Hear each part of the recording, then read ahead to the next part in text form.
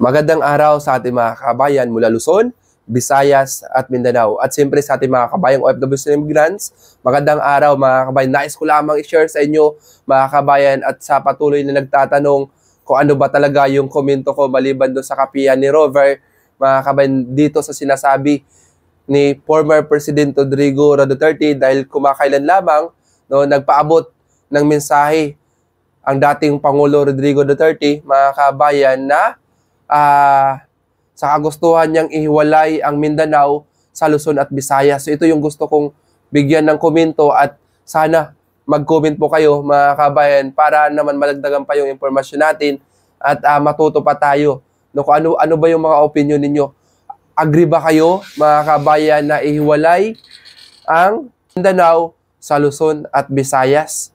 So ito yung pag-uusapan natin ngayon mga kabayan bilang isang tao na nagmamalasakit, bilang isang tao na nagmamalasakit sa ating bansa, hindi po ako sumasang-ayon, mga kabayan, na gustong ihiwalay ni former President Rodrigo Duterte ang Mindanao sa Luzon at Visayas. Bakit kamo, mga kabayan? Tanungin nyo rin yung sarili nyo, kayo po ba agree? So bakit agree kayo or bakit hindi kayo agree? So comment. Kaya sa aking pananaw, mga kababayan, hindi ako sang-ayon sa paghihiwalay ng Mindanao at Luzon, Visayas sa gustong mangyari ni former President Rodrigo Roa Duterte, mga kababayan. Ang paghihiwalay ng Mindanao sa iba pang bahagi ng Pilipinas ay magdudulot ng malalim na pagkakahati-hati sa ating bansa, pagpapalala, mga kabayan, sa mga suliranin na kinakaharap natin sa Pilipinas, sa isang bansa na binubuo ng iba't ibang kultura at tradisyon mula sa iba-ibang rehiyon. At ang paghihiwalay ng kahit na isang bahagi na ito ay magpapabawas sa ating pagkakaisa at pagkakakilanlan bilang isang bansa. Sa halip na paghiwalayin ang kailangan natin, mga kababayan, ay magpatuloy at magtulungan at magkaisa upang mapabuti ang kalagayan ng ating bansa sa bawat Pilipino. Sana, ako naman ay nananawagan sa lahat ng mga politiko na gusto hiwalay, katulad ni former President Rodrigo Duterte. Ako'y taga Mindanao din, mga kabayan. Sana wag lang puro personal of interest. Sana isipin ang kapakanan ng taong bayan. Isipin natin na paano mapabilis na umunlad ang taong bayan. Paano natin sila matutulungan. Ngayon, kung parating binabago, kung ano pa yung gusto ng mga politician, kawawa naman ang taong bayan. Sana isipin natin yung kapakanan dahil malaki ang may dudulot nito. Malaki ang epekto nito, mga kabayan, patungkol sa paghihiwalay na kung maging totoo man ito na maihiwalay na yung Visayas ay Mindanao sa Luzon at Visayas. Mga kabayan, ito yung mga epekto. Kasi kung magkatotoo talaga, mga kabayan, ang paghihiwalay ng Mindanao sa Luzon at Visayas ay maaaring magdulot ng malaking pagbabago at epekto sa ating bansa. Narito, mga kabayan, ito yung mga iilan na mga iilang epekto. Number 1, epekto ekonomiya. Number 2, epekto sa infrastruktura. Pangatlo, epekto sa politika. Pang-apat, epekto sa kultura at lipunan. Pang-lima, epekto sa seguridad, mga kabayan. Kaya balik tayo, isa-isahin natin tong 5 na ito, mga kabayan. So balik tayo sa number 1, epekto sa ekonomiya. Ang Mindanao ay kilala sa pagiging malaking tagapag-ambag sa produksyon ng mga pangunahing produkto tulad ng saging, pinya, at iba pang mga pananim. 'Di ba? Kung matandaan nyo, alam niyo naman ang Mindanao, napakalawak, Green forest kaysa Luzon kasi Dito medyo limitado na, more on Mindanao, talagang grabe yung pananim doon kasi ako taga Mindanao din ako, no? At kaya may idea ako mga kabayan doon. Tsaka alam naman natin sa naitala ng gobyerno, no? Malaking ambag talaga ang Mindanao para sa agrikultura. No, kaya punahong produkto, no? At kapag ito ay maihiwalay, mga kabayan, maaaring magdulot ito ng malaking epekto ng supply ng mga produkto dito sa Luzon at Visayas. Kaya nakakalungkot, no? Kung talagang magkakagano na.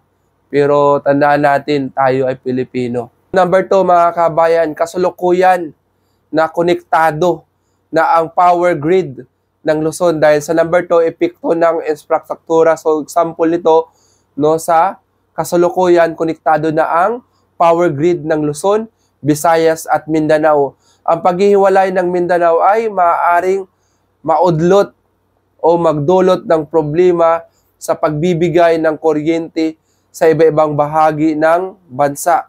So nakakalungkot, mga kabayan. Number 3, epekto sa politika. Ang paghihiwalay ng Mindanao, mga kabayan, ay maaaring magdulot ng malaking pagbabago sa politika na istruktura ng bansa. Magkakaroon ng sariling pamahalaan ang Mindanao na hiwalay sa Luzon at Visayas. Kasi pag nagkaroon, mga kabayan, lalo na sa katulad nito, na nagkakaroon ng may kanya-kanyang komento, lalo sa mga politiko, no?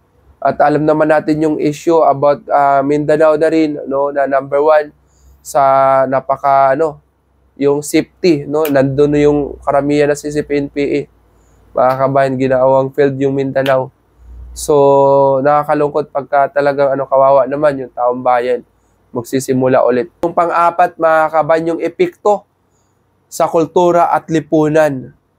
No, ang paghiwalay ng Mindanao ay maaaring magdulot ng pagkahati-hati sa ating bansa, hindi lamang sa aspetong geographical, kundi pati na rin sa kultura at lipunan. Maaaring magdulot ito, mga kabayan, ng higit na hindi pagkakaintindihan ng konflikto at pagitan ng mga mula sa iba-ibang bahagi ng bansa. Alam niyo naman, kasi iba-iba yung lahi natin, pero tayo ay isang Pilipino pa rin, no, katulad ng mga Muslim at kung ano pa man. Kasi siyempre, sabi ng mga kapatid Muslim, sila yung pinakamalawak na sa Mindanao, pero nandito rin sila sa Luzon. Katulad natin, sa taga Mindanao tayo, nandito tayo sa Luzon.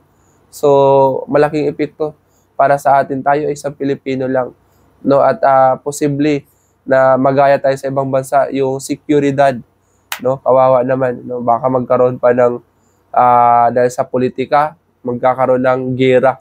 So, wag naman sana. 5, epekto sa seguridad. Ito na, mga kabayan. Ang paghiwalay ng Mindanao ay maaring magdulot ng mga seguridad na issue, no? Mindanao, mga kabayan, ay matagal nang nagdudusa sa iba-ibang mga issue tulad ng terorismo at rebellion. Ang paghiwalay nito ay maaring magpalala ng mga issue, mga kabayan, kasi lalong lalakas yung CCPNPA, kung ano pang mga organisasyon na against sa government na nandiyan sa Mindanao, is talagang lalakas, no? Kawawa naman na yung maapektuhan, no? Baka sabihin natin, baka marami pang mamatay kung maging totoo naman, wag naman sana, no?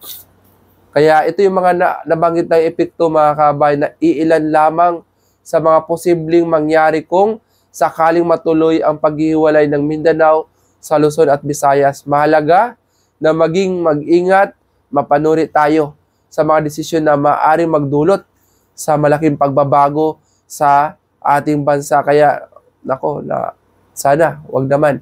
No, kaya comment below, mga kabayan, kung ano yung opinion ninyo para mabasa natin at magkaroon din tayo ng mga idea. So, yun lamang po yung gusto kong i-share sa vlog natin bilang nagsisimula. Patuloy tayo nagsisimula hanggang maabot natin yung gusto natin maabot. Muli, maraming salamat at mag-ingat kayo.